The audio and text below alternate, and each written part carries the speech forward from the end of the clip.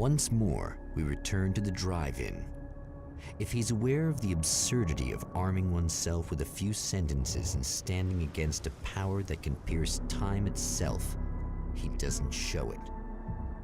The man has his share of weaknesses, perhaps more, but cowardice is not among them.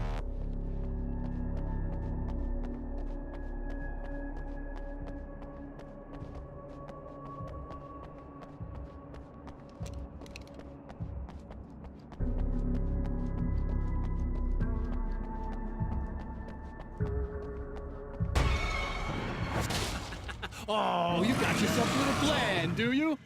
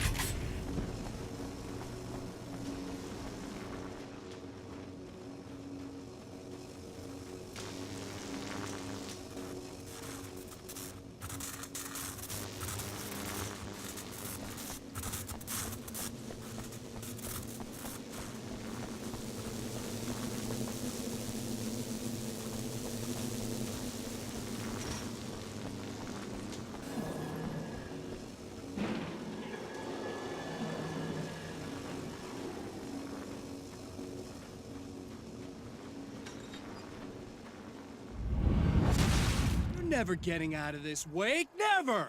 Don't worry, I'll take care of your wife and your life!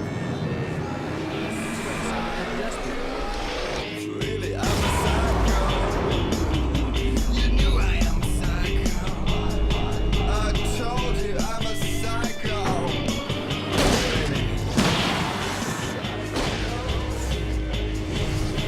You knew I'm a psycho. I told you I'm a psycho. 'Cause really I'm a psycho.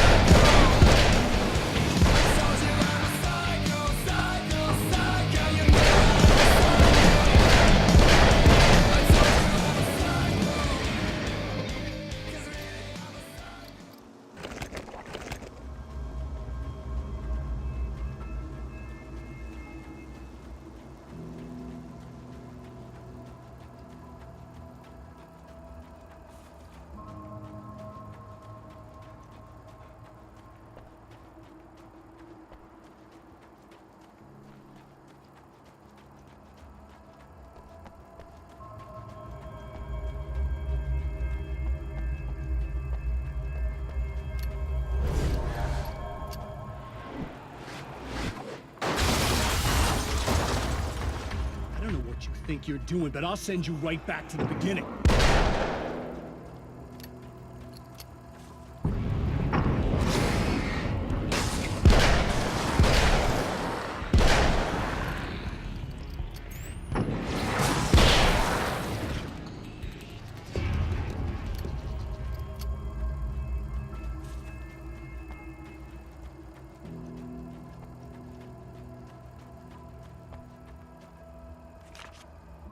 When the Dark Man's eyes suddenly locked into Serena's, she flushed hot. They ignited a black fire in her. He was talking. He wanted the power turned off. He said something about the projector booth. She hooked a finger under his belt buckle. He grabbed a hold of her throat and twisted until it hurt. Somewhere deep inside, a part of her screamed in paralyzed horror, but the moan that escaped from her throat had no panic in it. "Pay attention," he said. "Business first." His eyes glittered shamelessly. Hers did too.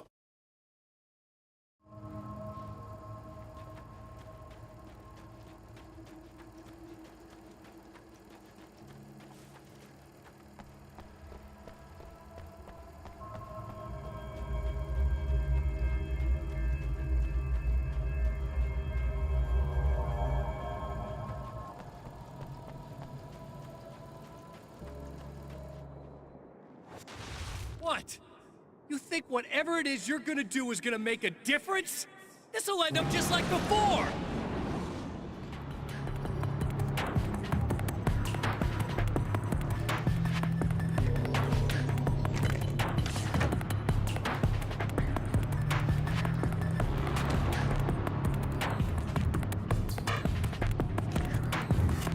There's more to fighting the Taken than just burning away the darkness that protects them. When I'm fighting for my life, I find myself slipping into a state of intense concentration that makes the beam of my flashlight seem more powerful and focused. I used to think it was just my imagination, something brought on by the adrenaline and fear of death. But now I'm not so sure. I've been touched by powers that I can't begin to truly comprehend. And they've left a mark. I'm starting to think this might be a part of it.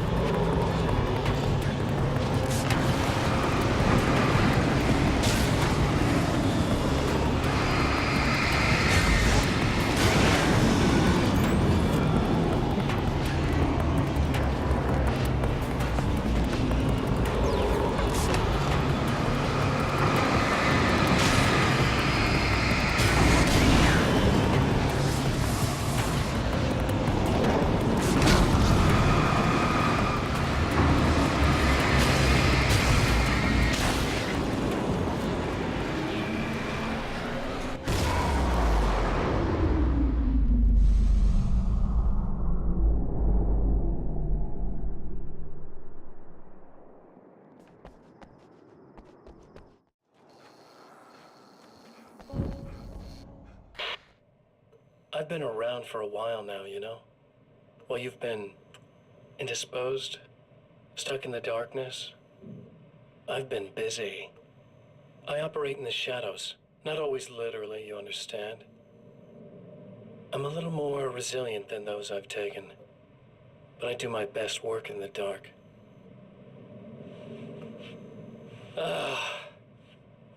And there's so much darkness out there. It goes deep. And the things that live in it are vast, big bastards.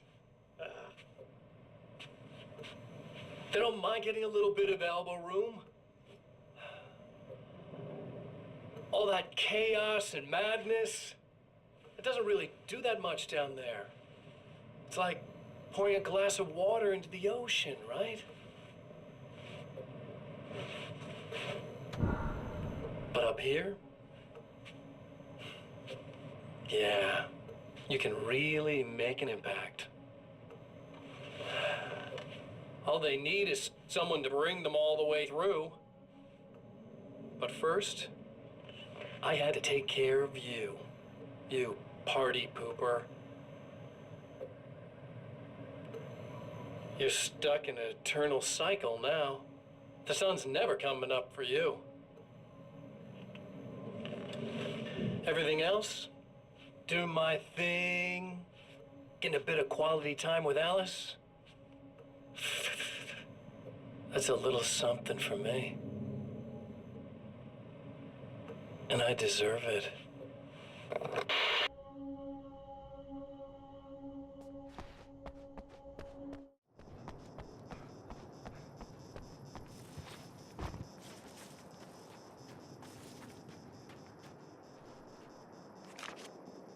I held the film canister in my hands. I saw her name written across it in big letters, followed by the title. It was a time capsule, moments snatched from times gone by, from a past that I hoped could also be our future. It was my salvation, our chance to be together. A tin can with a bit of magic in it that she didn't even know about, something I could put to good use. There were only moments left before I had to face him.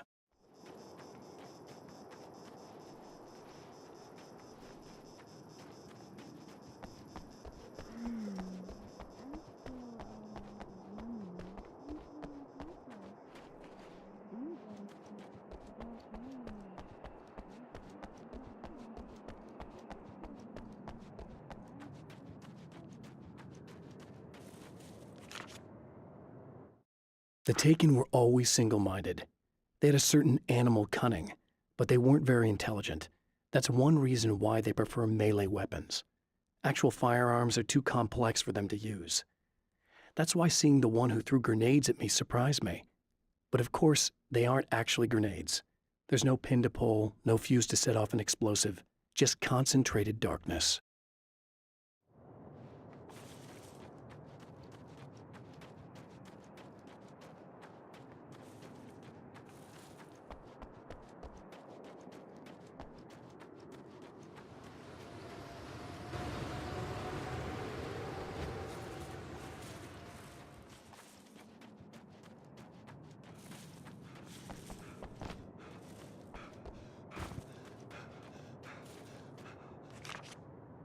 The clothes I wear now I shaped from dreams and memories. It's an old outfit, originally from the 90s. The last time I wore it was when I was still writing and Alice and I took a vacation in the desert before our troubles began. The night before, we'd been at a party, and I had dressed to the nines. On that lazy day, I put on these old clothes, worn and comfortable. Alice made a joke about grunge. I felt a little embarrassed, but I stuck with them. We were very happy. I'm sheathed in good memories to remind myself of what is at stake.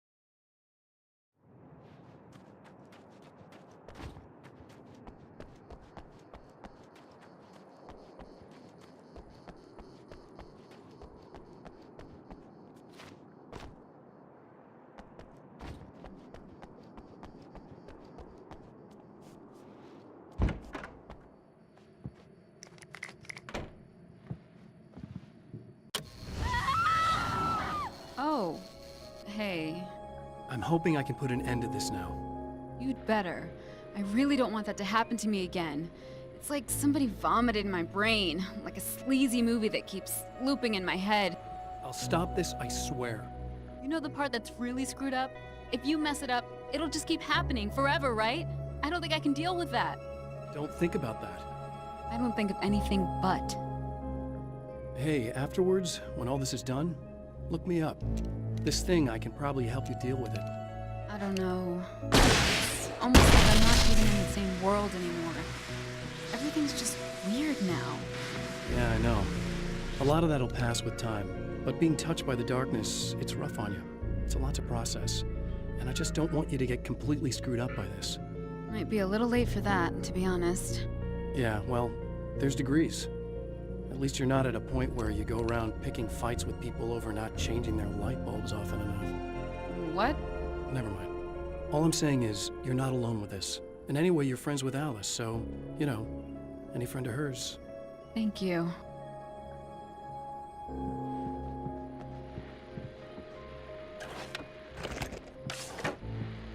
Hello, folks, and welcome to the third part of our pre-recorded interview with Serena Valdivia and renowned photographer Alice Wake. So, tell me about the film. It's called Sunrise, and it really wasn't something I ever thought of as an actual film. It was just footage, things I saw and happened to shoot. It's not a medium I'm very much at home with. You shouldn't put yourself down. You've got a great eye. Maybe, but experience is another thing. Because you're primarily a still photographer. Yes, exactly.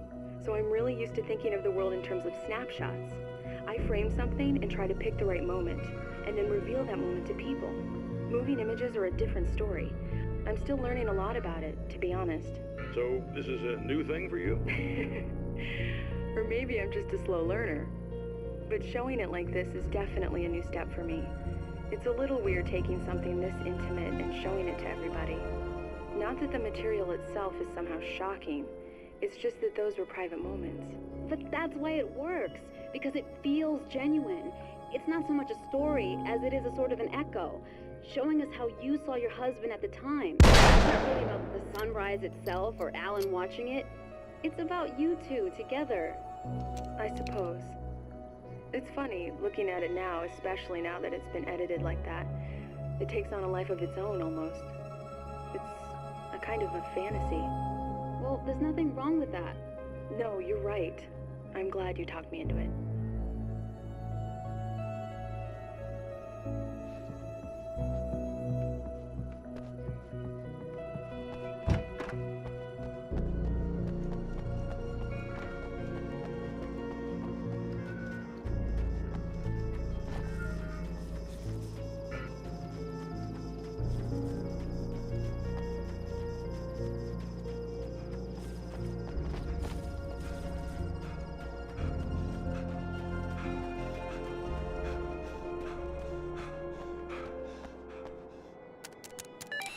Again, the champion of light enters the final trap. The new reality is almost here. All he needs to do is change the details of the scene, push it past the breaking point, and the rest will snap into place.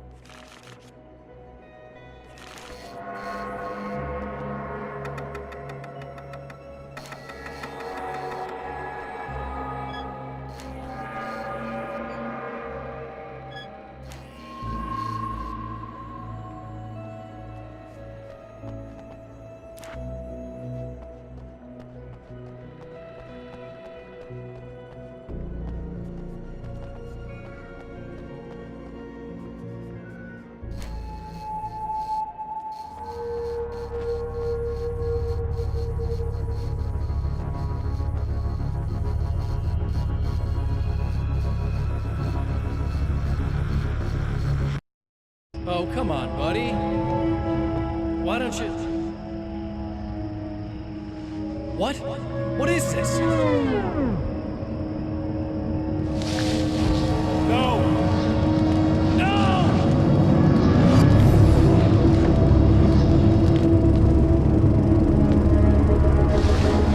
You can't do this!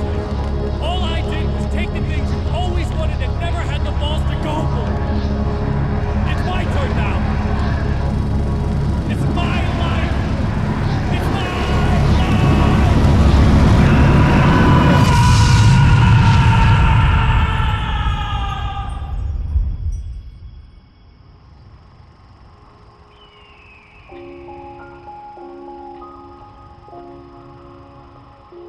Alan?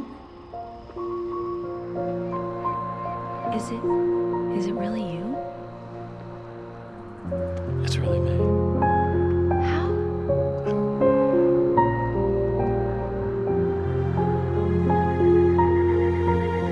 I love you. I love you.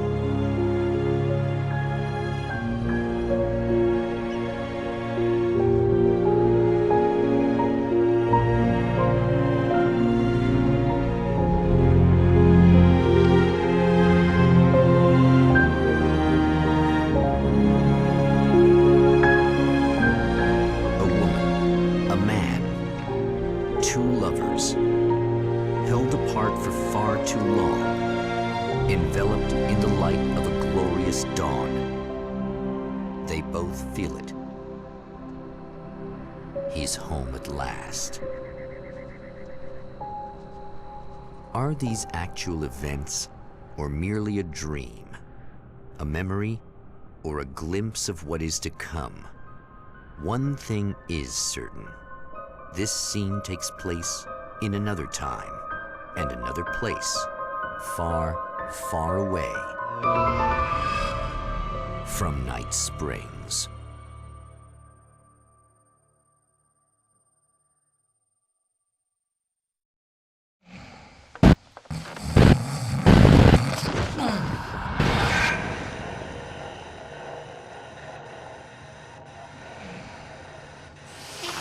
No? Al?